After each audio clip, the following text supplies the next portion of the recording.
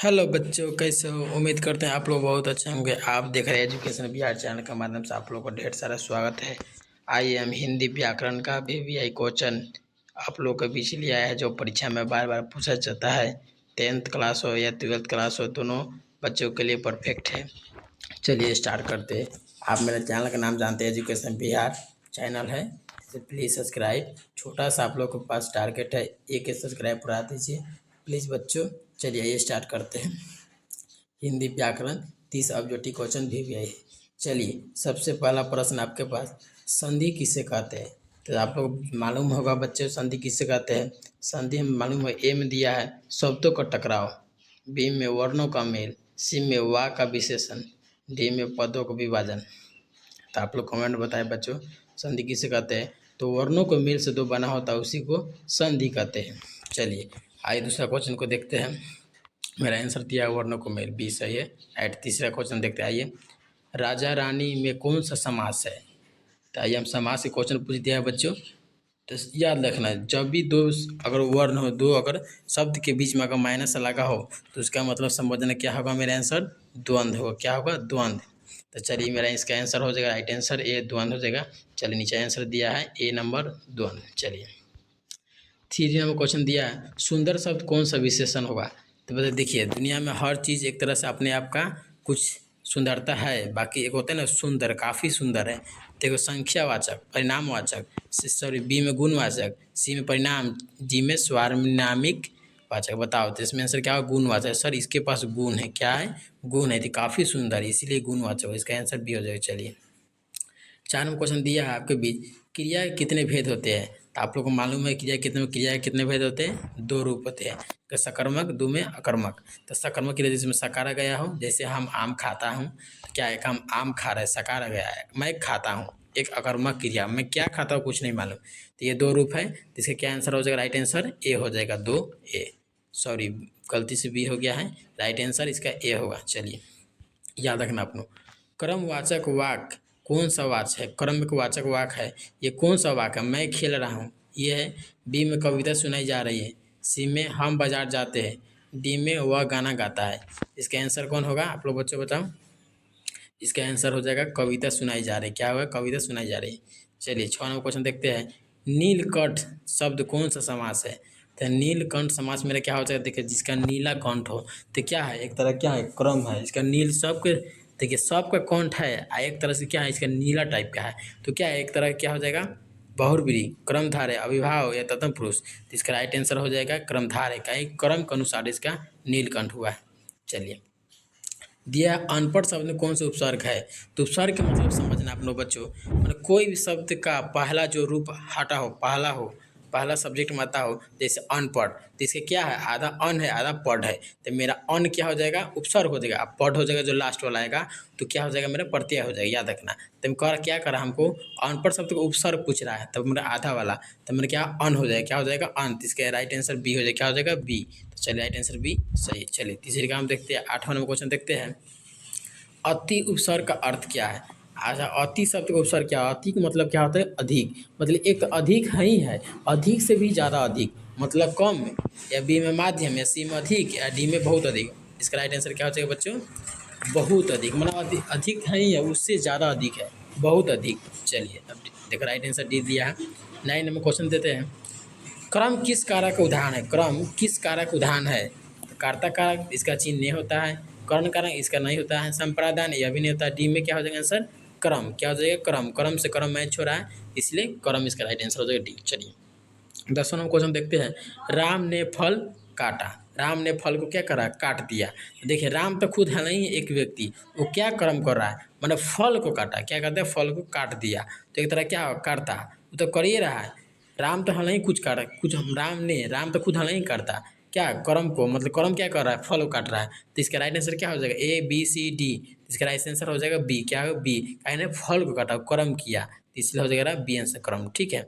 चलिए 11 number question देखते हैं, जल्दी शब्द क्या है? ना कहता है जल्दी शब्द, हमको जल्दी जाना है, कहीं जाना है जल्दी, तो क्या एक तरह क्रिया हो गया, या विशेषण, या संज्ञा, या क्रिया विशेषण? तो एक तरह क्या हो गया, आप लोग बताइए कमेंट में। इसका राइट आंसर हो जाएगा डी, क्या हो, क्रिया विशेषण।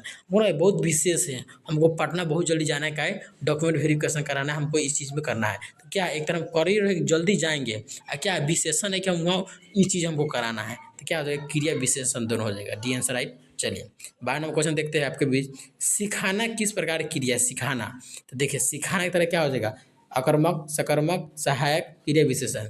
आप लोग कमेंट में बताएं बच्चों। इसका राइट आंसर क्या हो जाएगा, सकर्मक। क्या करें हम, सकार के आपको बोलते हैं कि बोलो क, तो हम क्या बोले, एक तरह से और सच में बोला है कि क, आपको क हम सिखा रहे हैं। सीधा बोलेंगे सीखो, हम कुछ बोलेंगे तो हम क्या सिखा रहे हैं, कुछ नहीं सिखा रहे हैं। सीधा हम बोलेंगे क, तो मतलब आपको हम सिखा रहे हैं, तो क्या हो जाएगा, सिखा रहे, तो क्या होगा, सकर्मक हो जाएगा। इसका राइट आंसर ए हो जाएगा। ठीक है बच्चों, चलिए अगर वीडियो अच्छा लग रहा हो तो वीडियो को लाइक और चैनल सब्सक्राइब करना ना भूलें, और दोस्तों को जरूर शेयर कर दिए। आइए आगे हम देखते हैं। चलिए 13 नंबर क्वेश्चन देखते हैं। गगनचुंबी क्या होता है, गगनचुंबी शब्द का कौन सा समास है, समास पूछ रहा है। तो गगन में क्योंकि आकाश को बोला जाता है, तो क्या आ जाता है, प्रथम पुरुष, या अविभाव, या बहुब्रीहि, या डी में द्वंद्व। तो इसका राइट आंसर हो जाएगा क्या, बहुब्रीहि। क्या हो जाएगा, बहुब्रीहि। क्या है वो आकाश, बताइए मनुष्य में नहीं आता है, न द्वंद्व बताया, भावन, इसे कुछ में नहीं आता है, वो एक तरह के भगवान के रूप ही देना है। तो क्या, गगनचुंबी। तो क्या राइट आंसर हो जाएगा ए। ठीक है, बहुब्रीहि। चलिए 14 में पूछते हैं, वाद के कितने भेद है? आप लोग बताइए वाच कितने होते हैं, वाच पूछता है व्याकरण में, कितने भेद, 2, 3, 4, 5। इसका राइट आंसर हो जाएगा 3, क्या होता है, 3। चलिए राम पुस्तक पढ़ता है, क्या है, राम पुस्तक पढ़ता है, इसमें काल कौन सा काल है, देखिए राम ने नहीं कहा, राम पुस्तक पढ़ता है, तो क्या भूतकाल, भविष्य काल, या वर्तमान काल, या पूर्ण काल? इसका राइट आंसर हो जाएगा क्या, वर्तमान काल। राम पुस्तक पढ़ता है मैंने अभी कोई देख के आया और सीधा जाकर बोल दिया, कोई देख कर आया सीधा बोल दिया कि राम पुस्तक क्या है, पढ़ता है। देखो अभी पढ़ रहा है मतलब पढ़ता है, तो क्या हो जाएगा, मेरा आंसर सी हो जाएगा। चलिए वर्तमान का। बालक पढ़ रहा है, इसमें पढ़ रहा है क्या चीज़ का, क्वेश्चन पूछ रहा है, बालक पढ़ रहा है, इसमें पढ़ रहा है कौन सा चिन्ह है, क्रिया में आएगा, विशेषण, संज्ञा, उपसर्ग। तो मेरा राइट आंसर हो जाएगा क्रिया। क्या है, क्रिया। मतलब बालक कोई मतलब बउआ है, ठीक है, कोई किसी नाम मतलब बालक बच्चा है, क्या पढ़ रहा है, क्या कर रहा है, पढ़ रहा है, तो उसका क्या आ जाएगा, तो एक तरह क्या क्रिया रहा है कि पढ़ रहा है। लिंग के कितने भेद होते हैं, चाहे प्रकार, भेद प्रकार दोनों का मतलब एक ही होता है, याद रखना बच्चों। याद रखना लिंग 2 प्रकार के होते हैं, कितने प्रकार, तो एक में स्त्रीलिंग, 2 में पुल्लिंग। तो ये मेरा 2 राइट आंसर ए हो जाएगा। चलिए पढ़ते पढ़ते रात हो गई, नहीं कह रहा बच्चा कोई, पढ़ते पढ़ते रात हो गई, मैं काल हूँ, ये कौन सा काल मात्रा है, पढ़ते पढ़ते रात हो गई। ये देखिए कैसे सवाल है, भूतकाल, भविष्यकाल, अपूर्णकाल, पूर्णकाल। सर भूतकाल तो हम जानते हैं, मतलब बहुत पहले से पढ़ रहे हैं तो उसको भूत में भविष्य दे देंगे।